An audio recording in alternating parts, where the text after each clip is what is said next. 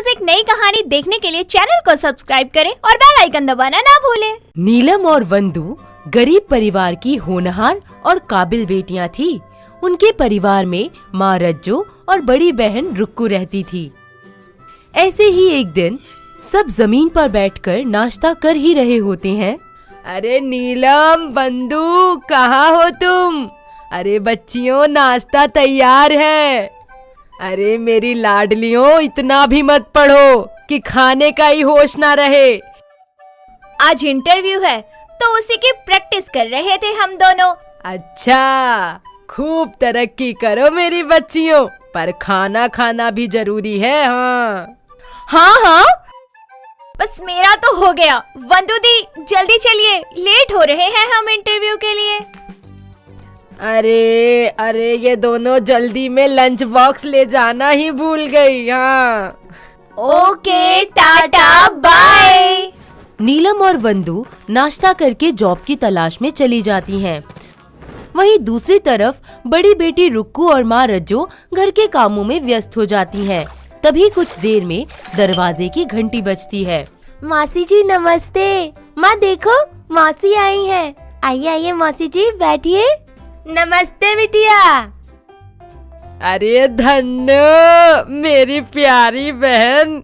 नमस्ते दीदी। रुक्कू बिटिया कितनी सयानी हो गई है, जरा सी थी जब देखा था। हाँ, हो तो गई है। तेरी नजर में कोई अच्छा लड़का हो तो बता। हाँ, इसीलिए तो आई हूँ। मेरी बुआ सास का बड़ा बेटा दिनेश बड़ी सी फैक्ट्री में काम करता है। बड़ा ही नेक है, घर परिवार भी अच्छा है। अच्छा, बहुत बढ़िया। धन्नो, उसका कोई फोटो है क्या तेरे पास? हाँ, ई रही हो की तस्वीर। बाकी लड़के की पूरी जिम्मेदारी हमरी। बहुत अच्छा रिश्ता है। चिराग लेके भी निकली हो ना तो ना ही मिली है। हाँ, लड़का तो बहुत गुणी लग रहा है। मेरी तरफ से तो रिश्ता पक्का समझो। हाँ। रज्जो के उदासी भरे चेहरे पर मानो बड़े दिनों बाद मुस्कुराहट आई हो। शाम को जब नीलम और वंदु घर आते हैं तो माँ, मेरा इंटरव्यू एकदम फैबुलस था। एज अ अकाउंटेंट जॉब लगी है मेरी।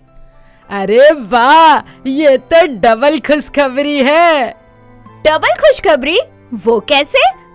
अरे रुक्कू का रिश्ता तय हो गया है। लड़का बहुत अच्छा है। हाँ। अरे वाह, इससे बढ़िया तो कुछ हो ही नहीं सकता। उसकी बड़ी बेटी रुक्कू की शादी दिनेश से तय हो जाती है। सब इस शादी से बेहद खुश होते हैं, पर किसे पता था कि बीच मंडप में लड़के वाले दहेज के लिए उन्हें सबके सामने बेइज्जत करेंगे। दिनेश के पिताजी गोरेलाल सबके सामने रज्जो से कहते हैं, देखिए, या तो आप 2 लाख रुपए कैश दे दीजिए, वरना उठा रहा हूँ मैं अपने बेटे को मंडप से। हाँ। अरे भाई साहब, हमारी इज्जत मत उछालिए सबके सामने। हम गरीब इतने रुपए कहाँ से लाए हैं? अगर आपने पैसे नहीं दिए तो बारात वापस चली जाएगी। उठ बेटे, चल। भाई साहब, ऐसा नहीं बोलो। अरे धन्नो, तू ही कुछ बोल। दीदी, अब हम क्या बोली? बारात वापस लेकर चलो। इन गरीबों के यहाँ हम शादी नहीं करेंगे।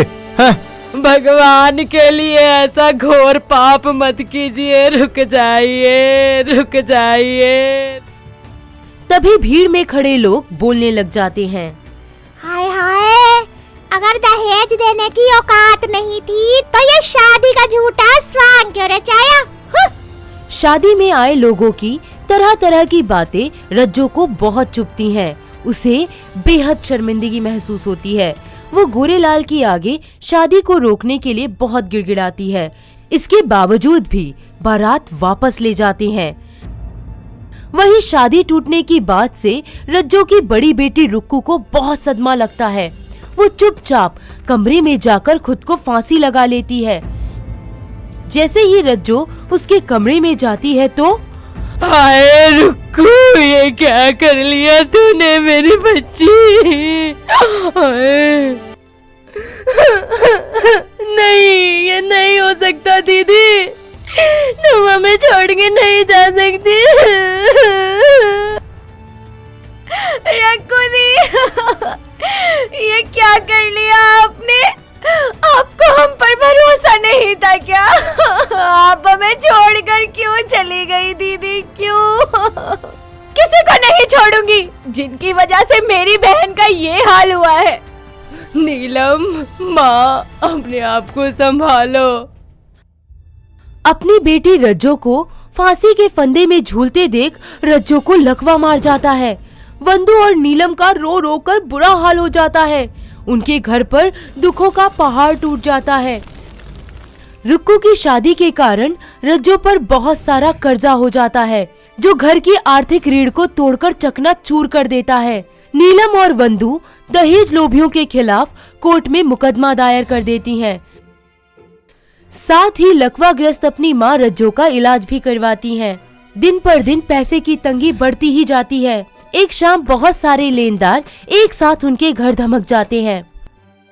अरे ये रज्जो का घर है क्या? अरे कब से ब्याज नहीं दिया, कर्जा लिए भी 6 महीने से ऊपर हो गया है। शर्म नहीं आती क्या तुम्हें? भैया बुरा वक्त चल रहा है, पैसे नहीं है। अरे कोई बुरा वक्त वगैरह नहीं है, देने की नीयत होनी चाहिए। बहुत हरामी चीज हूँ मैं, बता रहा हूँ। हलक में हाथ डालकर निकाल लूंगा। भाई साहब जरा धीरे बोलिए, सब सुन रहे हैं। कुछ इज्जत है हमारी भी, आपका कर्जा चुकाए बिना नहीं मरेंगे। अरे 3 महीने से रेंट तक नहीं दिया। अगर आज शाम तक पैसे नहीं भरे ना, तो ये सारा सामान बाहर फेंक देंगे, समझे? फिलहाल हमारे पास पैसे नहीं हैं। देखिए, जैसे इंतजाम हो जाएगा आप तक आपके पैसे पहुंचा देंगे। आपके पैसों को लेकर कहीं भागेंगे नहीं हम। इन गरीबों का तो रोज रोज का यही रोना है। कल शाम तक अगर पैसे नहीं पहुंचाए तो तुम और तुम्हारा सामान दोनों रोड पर नजर आओगे, याद रखना। हाँ? उनकी ऐसी बातें सुन दोनों बहनों को रोना आ जाता है। अपनी गरीबी और मुसीबत भरे इस हाल को देख नीलम वंदु से बोलती है, भगवान किसी को ऐसे दिन न दिखाए दीदी, जैसी विपदा हम पर आई है। 2 दिन से खाना नहीं खाया है, ऊपर से ये लेनदार, पता नहीं अब क्या होगा। हाय नीलम, तेरी और मेरी सारी सैलरी तो माँ के इलाज में चली गई, बाकी किस्तें देने में।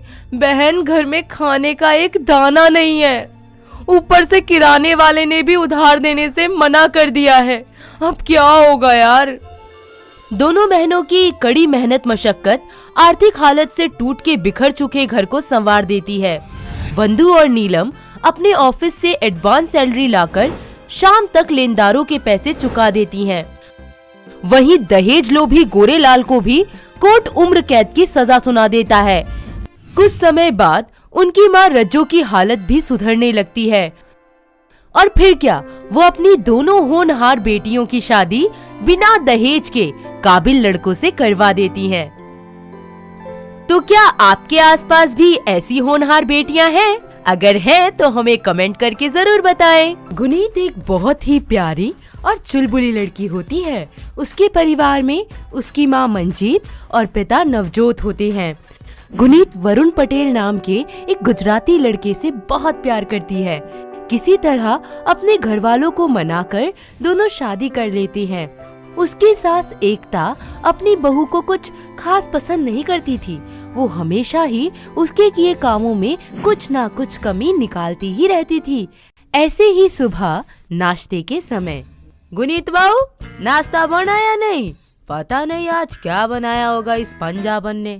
हाँ जी मम्मी जी, सब कुछ रेडी है, हुने लेके आ रही हैं। आ सूचे मम्मी जी, और की आलू दे पराठे विद होममेड मखनी। हाय रब्बा, कितना टेस्टी कॉम्बिनेशन है। रे बहू, तुझे कहा था ना ढोकला और थेपला बनाने को। हाँ, ये क्या बना करके ले आई है? मम्मी जी, वो तो बहुत मीठा मीठा सा लगता है, इसलिए आज मैं ये बना देता। हमेशा इक्को जिहा खाना खा के बंदा बड़ा बोर हो जाता है। ले जावा ने ये सब, मुझे कुछ पसंद नहीं है। हो थेपला बना के ला, समझी गई ने? ओहो, तुसी एक बार खा के ता देखो, पराठे दे नाल उंगली भी खा जाओगे। और थेपला बनाना शुरू कर देती है। इस तरह रोज किसी न किसी बात पर दोनों सास बहू की गुजराती पंजाबी नोक झोंक लगी ही रहती है।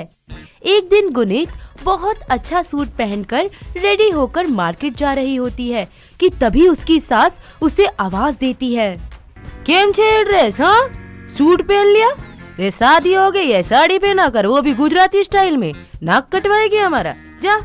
हाय ओए रब्बा, मम्मी जी मेरे सूट विच खराबी की है दसो। इन्ना सोना जरी दे वर्क वाला पटियाला सूट पाया है मैं, नाल तंग पोचिया दी सलवार। नी 100 बात की एक बात, सूट पटियाला हो अहमदाबादी मुझे नहीं पता, चुपचाप साड़ी पहन, वो भी गुजराती, वरना कहीं बाहर नहीं जाएगी, समझी गई? तभी वहाँ वरुण आ जाता है और अपनी बीवी और माँ की बहस सुनकर कहता है, अरे माँ, गुनीत, क्या हो गया सुबह सुबह? क्यों बहस कर रहे हो तुम दोनों?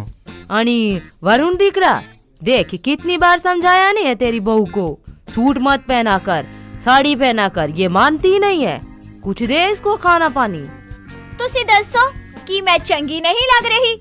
मम्मी जी मुझे जबरदस्ती साड़ी पहनने नु कह रही है, मैनू पसंद नहीं है। आंसू बोले छे, देख वरुण दिकरा, देख देख देख, मुझे ऐसा बिल्कुल पसंद नहीं है। हो कह देती हूँ मैं। हाय हाय रब्बा, मम्मी जी तानू पसंद ही की है। मेरे हाथ दा खाना नहीं पसंद, मेरे कपड़े नहीं पसंद, मिन्नू ता लगदा है तानू पूरी मैं ही नहीं पसंद। हानी ते गुनीत, तुम जाओ कपड़े बदल कर आओ। जब भी कहीं बाहर जाना होता है तो तुम साड़ी पहन लिया करो, बाकी घर में सूट पहन लिया करो। हो गया ना दोनों का प्रॉब्लम सॉल्व? और बस अब इस बात पर कोई कुछ बहस नहीं करेगा। कुछ वक्त यूं ही बीत जाता है, पर सास बहू के झगड़े तो गुनीत तीखी मिर्ची और उसकी सास मीठा ढोकला, दोनों के बीच तालमेल हो तो कैसे हो। ऐसे ही कुछ दिन बीत जाते हैं। नवरात्रि का त्योहार आ जाता है और सोसाइटी में गरबा प्रतियोगिता का आयोजन किया जाता है, जिसका निमंत्रण देने के लिए एकता की कुछ सहेलियां उसके घर आती हैं।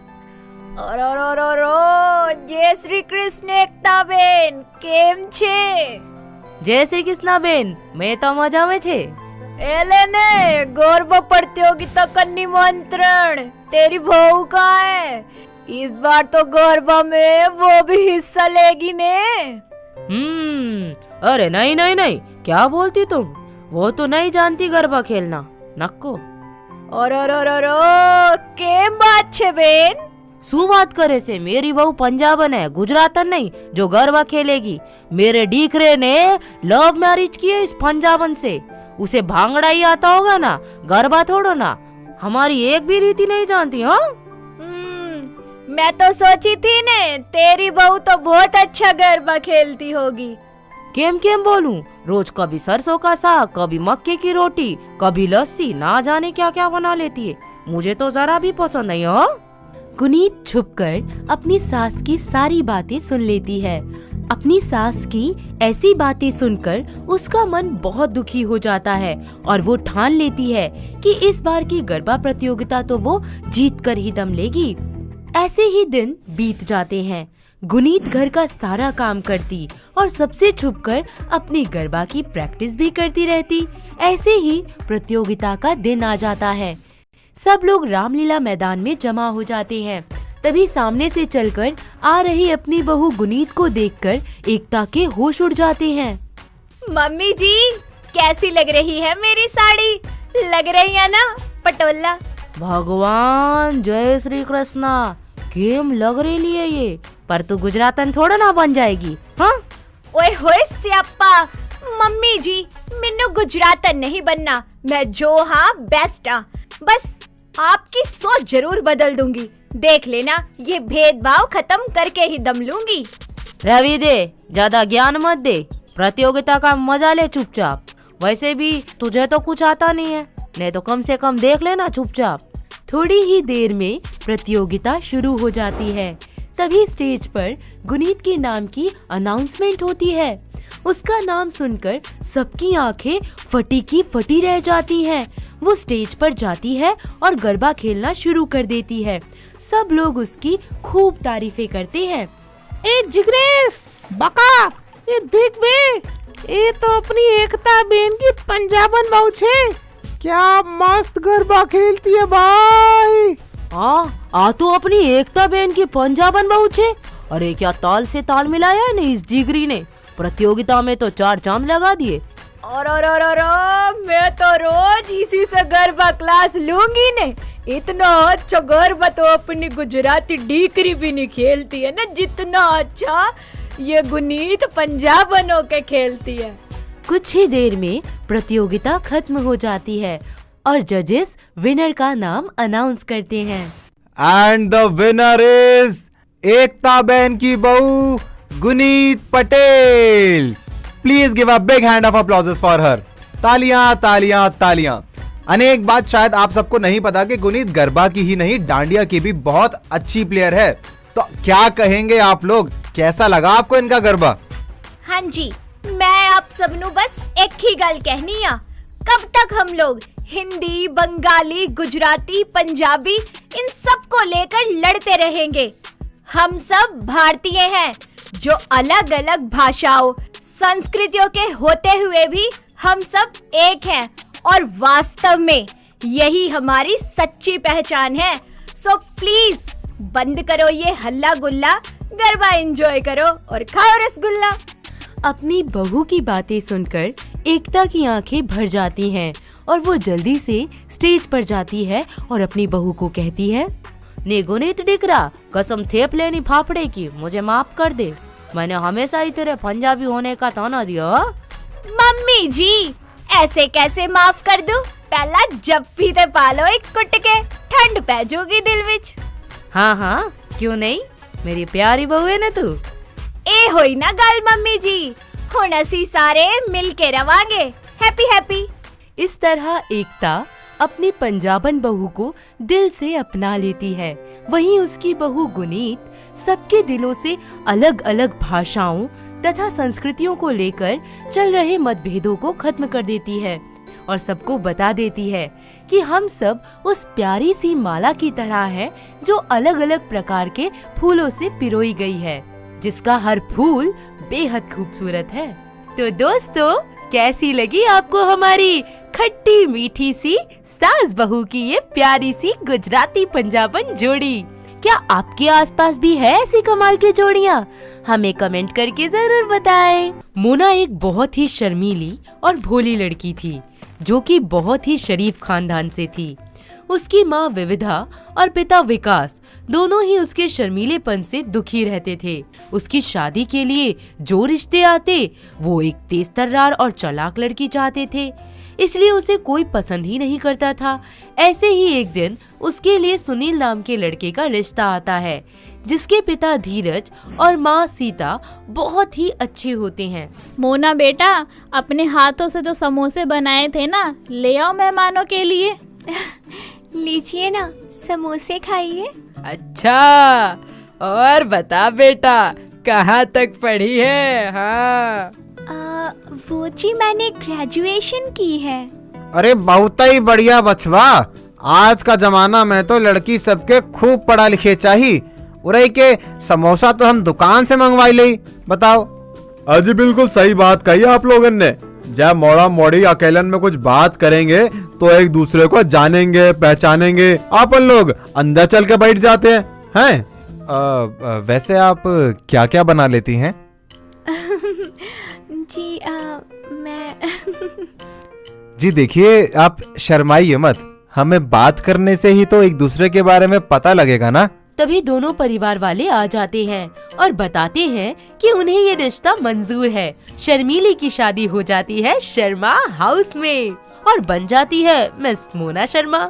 और अब वक्त आ चुका था कि सीता अपनी बहू से घर का काम करवाए। अरे बहू, हाँ जी माँ जी, कहिए। सुन ले ध्यान से, अब से बाजार जाकर घर का राशन और सब्जियाँ तू ही लेकर आएगी। हाँ, नहीं नहीं माँ जी, मुझे ये सब नहीं आता, मैं बाहर नहीं जा सकती। अरे लेकिन तू तो ग्रेजुएट है, फिर क्यों नहीं जा सकती बाहर? पगली है का? वो माँ जी, मुझे बहुत शर्म आती है बाहर जाने में, मैं नहीं जाऊंगी। अरे शर्म किस बात की? वो दुकानदार और सब्जी वाला तेरा जेठ लगता है क्या? ये सुनकर मोना वहाँ से शर्माते हुए चली जाती है और सीता ये सब देख हैरान रह जाती है। धीरे धीरे घर वालों को उसकी हरकतें देख पता लगता है कि वो बहुत ही ज्यादा शर्मीली है, जिसके कारण वो बहुत ही ज्यादा दुखी हो जाते हैं। सुनील उसकी इस आदत को परखने के लिए कुछ उपाय सोचता है। अरे मोना, तुम तो मेरी मोना डार्लिंग हो, आओ पास में बैठो मेरे। नहीं नहीं, मैं नहीं आऊंगी आपके पास। वो ये कहकर फिर से वहाँ से भाग जाती है। ये देख सुनील हैरान हो जाता है। अरे मेरी मोना डार्लिंग, अरे सुनो तो, जरा वो टेबल पे से मेरा टॉवल तो दो। हाँ जी, आप ही ले लीजिए ना, मैं कैसे पकड़ाऊँ आपको? अरे यार, एक तो तुम इतना शर्माती क्यों हो? तुम बाबूजी को खाना नहीं देती, बाजार जाने में तुम्हें शर्म आती है, मेरे पास बैठने में तुम्हें शर्म आती है, ऊपर से ये घूंघट, इतना लंबा घूंघट आज के समय में करता है कोई? घूंघट प्रथा इस घर में नहीं चलती। जी मैं क्या करूं, आप सब लोग नए हैं ना मेरे लिए, इसीलिए मुझे थोड़ी शर्म आती है। ये सुनकर सुनील गुस्से से वहाँ से निकल जाता है। सुनील का ये व्यवहार मोना को बिल्कुल अच्छा नहीं लगता। ऐसे ही कुछ दिनों बाद शर्मा हाउस में सीता की बहन अनुपमा आती है। बहू देख कौन आया है। अरे कहीं ये मेरी बहन को देख के भाग ना जाए, मेरी तो नाक ही कट जाएगी। हाँ जी माँ जी। अरे बहू पैर छू इनके, ये भी तेरी मौसिया सास है। हाँ। मोना अनुपमा के पैर छूती है और अनुपमा उसे आशीर्वाद देकर कहती है, रे बहू ये इतना लंबा लंबा घूंघट क्यों किया है? हटा इसे, तेरा चेहरा तो देखूं। मोना शर्माकर वहाँ से भाग जाती है। ये देख अनुपमा चौंक जाती है। रसीता, तेरी बहू पागल है के? यूं मुंह छुपा कर भागी जैसे मैं कोई चुड़ैल हूं। अरे नहीं दीदी, बस वो ये थोड़ा सा शर्माती है और कुछ नहीं। ओए थोड़ा नहीं, ये तो बहुत ही ज्यादा है। ना जाने किसी बहू है तेरी, ऐसे तो पूरे समाज में तेरी नाक कटवा देगी ये। रख कहाँ से उठा के लाई है तू? ये सुन सीता को बहुत ही तेज गुस्सा आता है और वो उसे वहीं खरी खोटी सुनाने लगती है। अपनों का ये व्यवहार मोना को बहुत दुखी कर देता है, जिसके कारण वो रोते रोते अपने मायके चली जाती है और सोचती है कि कैसे वो अपने इस शर्मीलेपन को दूर करे। तभी उसे पता चलता है कि उसके घर के पास ही पर्सनालिटी डेवलपमेंट की क्लासेस चल रही हैं। वो उसे ज्वाइन कर लेती है, जिसकी वजह से उसकी पर्सनालिटी, बोलने का ढंग, पहनावा आदि में बहुत बड़ा परिवर्तन आ जाता है। ऐसे ही एक दिन वो रास्ते से जा रही होती है, तभी कुछ बदमाश लड़के उसे सीटी मार मार कर छेड़ने लगते हैं। एकदम टॉप का माल लग रही है इस रेड टॉप में। Oh mister, how dare you, get lost from here. तेरी इतनी मजाल, कलुआ द डॉन को धक्का दिया। तेरी तो धक्का ही नहीं, मुक्का भी बहुत अच्छा मार लेती हूँ। निकलो यहाँ से। इसकी हिम्मत कुछ ज्यादा ही बढ़ रही है। अभी इसके हाथ पैर बांध दो रस्सी से और ले चलो अपने अड्डे पे। शक्ल देखिए अपनी, आलू के जैसी, मेरे पास मत आ जाना, बदतमीज कहीं के। तभी अचानक मोना का पति सुनील वहाँ आ जाता है। अरे अकेली लड़की को देखकर छेड़ते हो? अरे बदमाशों, मार मार कर सुजा देंगे तुम्हें, यहीं गोलगप्पा बना देंगे अभी तुम्हारा। सुनील के पीटने पर गुंडे भाग जाते हैं। जी थैंक यू। अरे तुम तो मोना हो ना, मेरी बीवी? जी हाँ, मैं आपकी मोना, आपकी अपनी मोना डार्लिंग। वैसे आप यहाँ कैसे? हाँ, वो बस ऑफिस के कुछ काम से आया था मैं। No it's all right, don't hesitate. Mona, तुम तो बहुत बदल गई हो। ये बोलने का लहजा, ये कॉन्फिडेंस, ये चाल पहनावा। क्या करूं, बदलना पड़ा। तंग जो आ गए थे आप सब मेरे शर्मीलेपन से। हमें माफ कर दो मोना, बीती बातों पर मिट्टी डालो यार और वापस आ जाओ घर। मोना सुनील को माफ कर देती है। नहीं नहीं, आप सबकी भी कोई गलती नहीं थी। उस वक्त में मैं थी ही कुछ ऐसी। इस तरह सुनील मोना को अपने घर ले जाता है और उसका ये बोल्ड अवतार देख उसके साथ सीता के तो मानो होश ही उड़ जाते हैं। अरे ये मोना जैसी दिखने वाली लड़की कौन है? हाँ जी माँ जी, मैं मोना, आपके घर का सोना। और आप बताओ, ठीक तो हो ना? अरे ये सपना है या धोखा? मेरी बहू ने आज बातों का मारा चौका। अरे माँ जी, अब हमें अंदर भी आने दो। रुक, आरती की थाली ले आऊं। शर्मा खानदान की शर्मीली बहू का हद से ज्यादा शर्माना जो बंद हुआ। अरे रुक। नहीं नहीं माँ जी, अब ऐसा कभी नहीं होगा। अरे वाह, मोना तो बहुत तेज हंसी। लग ही नहीं रहा था कि वो वही शर्मीली बहू है। ऐसे ही पूरा परिवार मोना के इस तेज तर्रार और समझदार अवतार से बहुत खुश रहने लगा था। तो वही मोना भी अब लोगों को देखकर भाग नहीं जाती, बल्कि उनसे बैठकर बातें करने लग जाती है। बबीता हरियाणा के झज्जर गांव में पली बढ़ी तेज तर्रार खड़ी बोली वाली लड़की थी, जिसे हमेशा से ही कुश्ती खेलने का बहुत शौक था। पूरे गांव में उसकी पहलवानी का खूब चर्चा था। उसके परिवार में उसकी माँ सपना और पिता चांदीराम थे। बबीता अपनी बीकॉम की पढ़ाई पूरी करने के लिए दिल्ली यूनिवर्सिटी के हॉस्टल में रहने लगती है, जहां उसकी मुलाकात केतन मित्तल से होती है। दोनों में अच्छी दोस्ती हो जाती है और फिर क्या, कुछ ही दिनों में ये दोस्ती बदल जाती है प्यार में। अब तैयारी शुरू होती है शादी की। उसकी सास बहुत ही ज्यादा मॉडर्न थी। उसे अपनी बहू की बोली और काम करने का तरीका कुछ खास पसंद नहीं था। बबीता, कहाँ हो तुम? हाँ जी सासू माँ, क्या कहो थे? आई टोल्ड यू, इस गवार सी भाषा में बात मत किया करो। सासू माँ, इसमें गवारपन कैसा है? अपनी मातृभाषा बोलने में शर्म भला कैसी? Oh really? बोलती हो तो ऐसा लगता है जैसे चिल्ला रही हो। हमारी तो बोलनी खड़ी है। प्यार से भी बोलूंगी ना तो लोगों को लगेगा लठ मार दिया। प्लीज थोड़ा हाई फाई इंग्लिश में बात किया करो। क्या कहेंगे लोग आसपास कि सास इतनी मॉडर्न और बहू, ओ माय गॉड। सासू माँ, मैं तन्नू में बात करूंगी, मेरे से नहीं होता ये लोग दिखावा। सर्दियों का मौसम आ जाता है। वो पास के तबेले में जाती है और ढेर सारा गाय भैंसों का गोबर लाकर घर के आंगन में रख देती है और उपले बनाना शुरू कर देती है। पूरे घर में गोबर की बदबू आने लगती है। उसकी सास मेनका बाहर आती है। अपनी बहू को ऐसा सब करता देख वो जोर से चिल्लाती है, ये क्या कर रही हो तुम? पागल हो गई हो क्या? क्या बात होगी सासू माँ? ये सब क्या है? पूरे घर में बदबू फैला रखी है तुमने। जिस सासू माँ उपले बना रही थी आग जलाने खातर, सर्दियाँ आ रही है ना, बढ़िया लगेगी एकदम। और चूल्हे पे पानी भी गर्म हो जाएगा, बिजली की बचत हो जाएगी हमारी। तुम ना अपना दिमाग जरा कम चलाओ, समझी? और उठाकर बाहर फेंको ये सब। ओहो सासू माँ, आप तो ऐसे कर रहे हो जैसे कभी देखा नहीं होता। अरे गोबर है ये, पूजन की चीज होवे या? गिन नहीं करते। और बाकी ये सारी चोचले ना मेरे ते नहीं होते।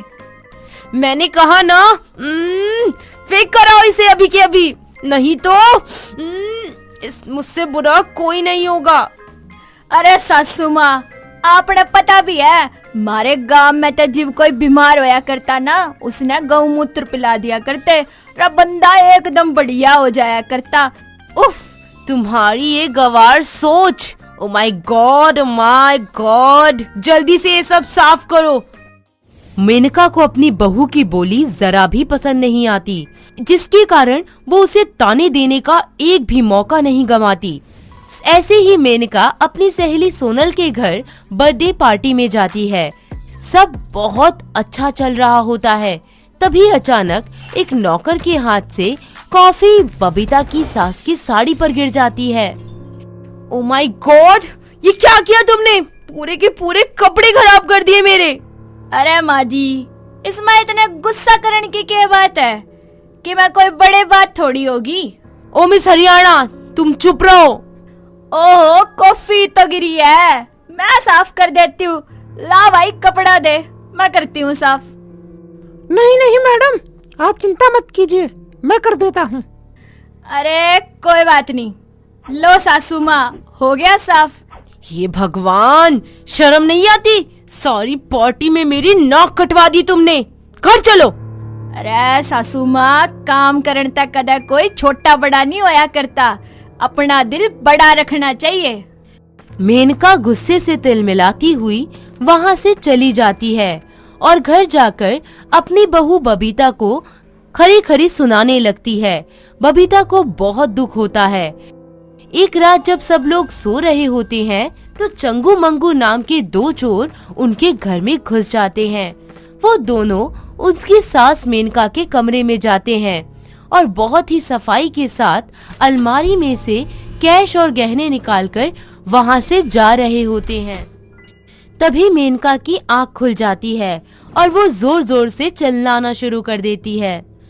चोर चोर, केतन, बबीता, जल्दी आओ, चोर चोर। अरे मुंह बंद कर इस बुढ़िया का, खामखा बकर बकर बकर मचा रखी है। मैं अभी इसका मुंह बंद करता हूँ।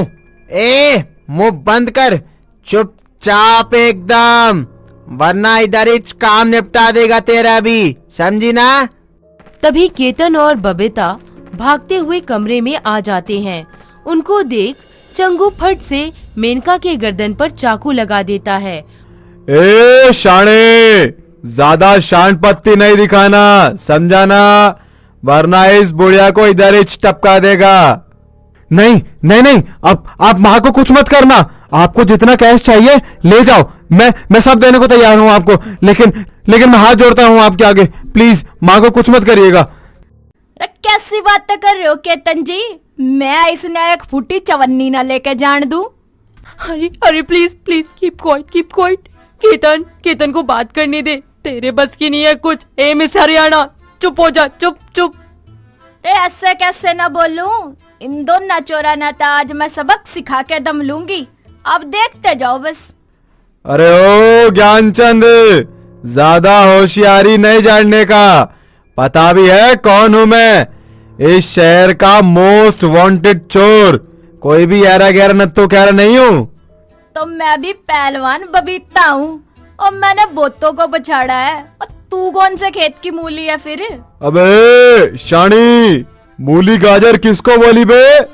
बोला ना, मैं इस शहर का मोस्ट वांटेड डॉन कम चोर हूँ। ज्यादा मच नहीं करने का अभी, और निकल यहाँ से, चल कल्टी मार फटाफट से। आजा बेटा, तेरा सारा डाकू पना काट दूंगी आज। घना बदमाश बन रहा है तू, आज तेरी सारी बदमाशी निकाल लूंगी। ए दूर रह मुझसे, समझी ना? चल पीछे। क्या बोल रहा? मोस्ट वांटेड चोर? रे जोकर सी शकल के, तेरे जिसे न तो मैं नौकर भी ना रखूं, तू चोर बन रहा है अपने आप में। बबीता जमकर चंगू और मंगू की पिटाई करती है और उन्हें इतना मारती है कि दोनों बेहोश हो जाते हैं। वो अपनी सास के साथ साथ घर का सारा पैसा बचा लेती है। ये सब देखकर मेनका को अपनी बहू के साथ किए बुरे बर्ताव पर बेहद पछतावा होता है। बहू बेटा प्लीज मुझे माफ कर दे, मैंने ऑलवेज तुझे गवार कहा, पर सच तो ये है कि तू बहुत ब्रेव है और समझदार है। Please I am sorry. अरे सासू माँ, कैसी बात कर रहे हो आप? मैं आपसे किसी चीज के लिए गुस्सा नहीं हूँ। बबीता पुलिस को फोन कर देती है। कुछ ही देर में पुलिस वहाँ आ जाती है और दोनों को गिरफ्तार कर लेती है। क्योंकि वो दोनों शहर के मोस्ट वांटेड चोर हैं, इसलिए उनके सर पर 50 लाख का इनाम था जो कि बबीता को मिलता है और उसे सारे शहर के सामने सम्मानित किया जाता है। पूरे शहर में उनके परिवार का खूब नाम होता है। फिर सब मिलकर एक साथ खुशी खुशी रहने लगते हैं। दोस्तों, अगर आपको ये कहानी पसंद आई तो इसे लाइक करें, शेयर करें और कमेंट करके बताएं कि कहानी में आपको सबसे अच्छा क्या लगा।